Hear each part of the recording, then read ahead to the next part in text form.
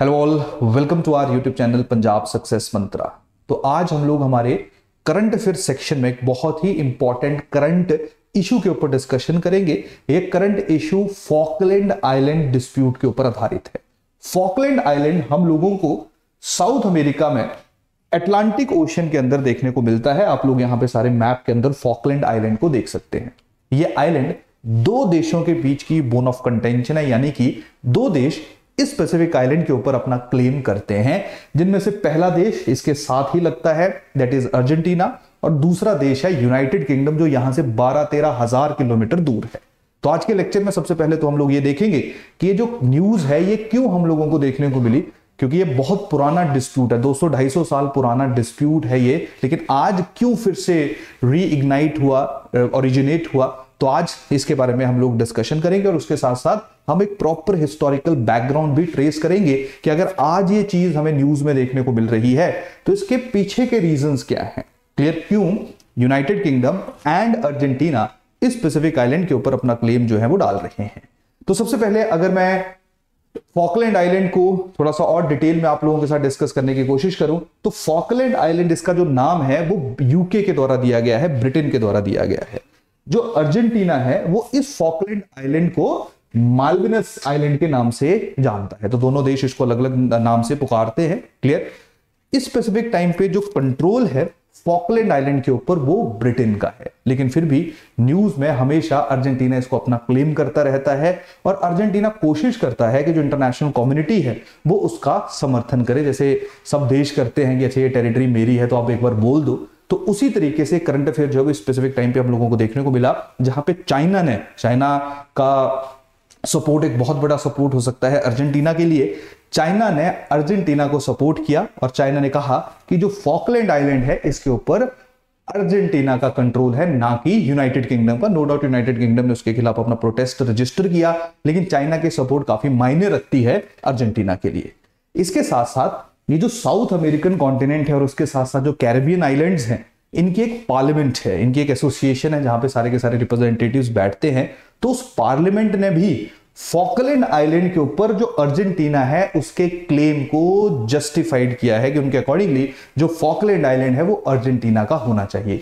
लेकिन जैसा कि मैंने आपको अभी थोड़ी देर पहले भी बताया कि जो फॉकलैंड आइलैंड है ये ब्रिटेन के पास है। ये ब्रिटेन के पास क्यों है, कैसे आया, और शायद आपको ये जान के हैरानी होगी कि दोनों के बीच में 1982 में एक वॉर हो चुका है, जहां पे अर्जेंटीना ने जो फॉकलैंड आइलैंड है उसके ऊपर पहले कंट्रोल एस्टेब्लिश किया और फिर बाद में ब्रिटेन ने उसको हराया और अर्जेंटीना को वहां से बाहर निकाल दिया। और फॉकलैंड आइलैंड के ऊपर 1982 से पहले भी इंग्लैंड का कंट्रोल था, उसके बाद भी इसने अपने कंट्रोल को कंटिन्यू रखा। तो सबसे पहले तो आपके दिमाग में शायद ये सवाल आ रहा होगा कि इन दोनों देशों के बीच में हम लोगों को डिस्प्यूट क्यों देखने को मिला। लेकिन सबसे पहले आप लोग फॉकलैंड आइलैंड को थोड़ा और डिटेल में देख लीजिए। फॉकलैंड आइलैंड के वैसे तो आर्किपेलागो यानी कि मल्टीपल आइलैंड्स आप लोगों को यहां पे देखने को मिलते हैं, लेकिन हम इसको दो हिस्सों में विभाजित करते हैं, डिवाइड करते हैं। एक है आपका वेस्ट फॉकलैंड, दूसरा है आपका ईस्ट फॉकलैंड। जो कैपिटल है फॉकलैंड आइलैंड की, स्टैनले, वो आप लोगों को ईस्ट आइलैंड में देखने को मिलती है।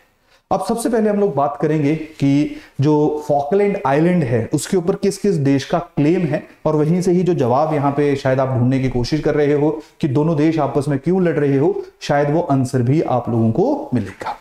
अब मैं बात कर रहा हूं यहां पे 17th-18th सेंचुरी की। 17th-18th सेंचुरी वो वाला टाइम पीरियड है जहां पे नॉर्थ अमेरिका जो ऊपर कनाडा है, यूएसए है, एंड साउथ अमेरिका जो आप स्पेसिफिक टाइम पे मैप देख रहे हो, इन एरियाज के ऊपर यूरोपियन पावर्स ने अपना कंट्रोल एस्टेब्लिश किया हुआ था। कोलोनाइजेशन जो इंडिया में, हिंदुस्तान में हुई 18th सेंचुरी में, वो कोलोनाइजेशन हम लोगों को अमेरिका यानी नॉर्थ अमेरिका और साउथ अमेरिका में इंडिया से 200-300 साल पहले ही देखने को मिली है। तो हम लोगों को जहां 1947 में इंडिपेंडेंस मिली, आजादी मिली, वहां पे जो अर्जेंटीना है उसको 1816 में आजादी मिली। तो आप लोग देख सकते हो क्योंकि इनकी एक्सप्लॉयटेशन यानी कि जो यूरोपियन पावर्स हैं, क्योंकि इनके नजदीक है अमेरिका, तो सबसे पहले यूरोपियन पावर्स जिनमें स्पेन है, पुर्तगाल है, पोर्चुगीज है, फ्रेंच है, यूनाइटेड किंगडम है, इन्होंने सबसे पहले नॉर्थ अमेरिका और साउथ अमेरिका के ऊपर अपना कंट्रोल जो है वो एस्टेब्लिश किया। तो जब इन एरियाज के ऊपर इन्होंने अपना कंट्रोल एस्टेब्लिश किया तो ये उसी को ही ट्रेस करते हैं, जहां से डिसाइड करते हैं कि ये स्पेसिफिक एरिया किसका है, ये फ्रांस का है, स्पेन का है, इंग्लैंड का है। ये भूल जाते हैं कि ये एरिया जो है वो शायद यहाँ पे रहने वाले लोगों को बिलोंग करता है। लेकिन इसी तरीके से जो है वो पूरा पावर स्ट्रगल चलता है। तो चलिए उसके बारे में हम कभी बाद में डिस्कशन करेंगे, लेकिन अभी जो हमारा बिल्कुल करंट इंपॉर्टेंट टॉपिक है उसके ऊपर हम अपना फोकस करते हैं। तो जब नॉर्थ अमेरिका और साउथ अमेरिका के ऊपर इन यूरोपियन पावर्स के द्वारा अपना कंट्रोल एस्टेब्लिश किया जा रहा था, तो फॉकलैंड आइलैंड के ऊपर जो सबसे पहले पहुंचा वो कौन था, वो पता होना चाहिए। फॉकलैंड आइलैंड के ऊपर सबसे पहले फ्रेंच, जिनका नाम लुइस एंटोने है, वो 1764 में पहुंचे और उन्होंने अपनी एक सेटलमेंट यानी कि जो वेस्टर्न साइड है फॉकलैंड आइलैंड की, उसके ऊपर अपना कंट्रोल एस्टेब्लिश किया। क्लियर? तो सबसे पहले फ्रांस यहां पे पहुंचे। इंग्लैंड यानी यूनाइटेड किंगडम इसको भी डिस्प्यूट करता है, वो कहता है कि इससे भी पहले 1690 में एक इंग्लिश कैप्टन यहां पे पहुंच चुका है, लेकिन ये ज्यादा एक्सेप्टेड नॉर्म है तो ये आपको पता होना चाहिए। तो सबसे पहले फ्रेंच यहां पे आए। उससे एक साल के बाद यानी कि 1765 में ब्रिटिश कैप्टन जॉन बायन जो हैं वो फॉकलैंड आइलैंड का जो आपका वेस्टर्न हिस्सा है उसके ऊपर इन्होंने अपना कंट्रोल एस्टेब्लिश किया। तो आसान भाषा में पहले फ्रेंच एक हिस्से पे थे, दूसरा जो हिस्सा है फॉकलैंड आइलैंड का उसके ऊपर कौन थे, फ्रेंच थे, और दूसरी साइड आपके ब्रिटिश थे। क्लियर? 1766 में फ्रेंच और स्पेन के बीच में एक एग्रीमेंट हुआ जहां पे फ्रेंच ने ये डिसाइड किया कि जो फॉकलैंड आइलैंड है वो किसको दे दिया जाएगा, स्पेन को दे दिया जाएगा। तो इस तरीके से जो टेरिटरीज फॉकलैंड आइलैंड की फ्रांस के पास थी वो अब किसके पास चलेगी, स्पेन के पास चलेगी। इंग्लैंड धीरे धीरे फॉकलैंड आइलैंड में अपनी प्रभाव बढ़ाने की कोशिश कर रहा था। स्पेन ने देखा कि वो उनकी टेरिटरी में इंकर्जन कर रहा है, स्पेन ने ब्रिटेन को वहां से भगा दिया। 1770 में जो ब्रिटेन, जो थोड़ा सा एरिया फॉकलैंड आइलैंड का अंग्रेजों के कंट्रोल में हुआ करता था, उसको वहां से छोड़ के भागना पड़ा। तो ये अगला फैक्ट आप लोगों को पता होना चाहिए कि 1766 में फ्रांस ने स्पेन को दे दी टेरिटरी, और 1770 में जो ब्रिटिश हैं उनको स्पेन ने वहां से भागने पे मजबूर कर दिया। ब्रिटेन नो डाउट पावरफुल बहुत ज्यादा थे, लेकिन उस टाइम पे अमेरिकन वॉर ऑफ इंडिपेंडेंस चल रहा था, तो यही रीजन था ब्रिटेन जो है अपने आप को अननेसेसरली यहां पे एंगेज नहीं करना चाहता था। वो चाहता था कि जो अमेरिका है या जो बेसिकली जो बाद में यूनाइटेड स्टेट ऑफ अमेरिका बना उसमें वो अपना ध्यान जो है वो ज्यादा लगाए, ना कि बाकी जगहों के ऊपर अपने ध्यान को डिस्ट्रीब्यूट करे। तो 1770 के बाद पूरे का पूरा जो फॉकलैंड आइलैंड है वो किसके कंट्रोल में चला गया, वो स्पेन के कंट्रोल में चला गया। अब देखिए कहानी क्या है कि जो अर्जेंटीना वाला एरिया था वो भी स्पेन के कंट्रोल में होता था। तो जब अर्जेंटीना 1816 में 1816 में आजाद हुआ, इंडिपेंडेंट हुआ, तो उसने क्लेम करना शुरू कर दिया कि ये जो फॉकलैंड आइलैंड जो स्पेन के पास है ये उसी का ही है। और 1820 में अर्जेंटीना ने उस फॉकलैंड आइलैंड को अपने कंट्रोल में कर लिया, और अर्जेंटीना को लगा कि बस ठीक है, प्रॉब्लम सॉल्व, अब पूरा एरिया जो है वो उसका हो चुका है। तो 1820 में 1820 में क्लियर 1820 में ये जो फॉकलैंड आइलैंड है किसका हो गया, ये अर्जेंटीना का हो गया।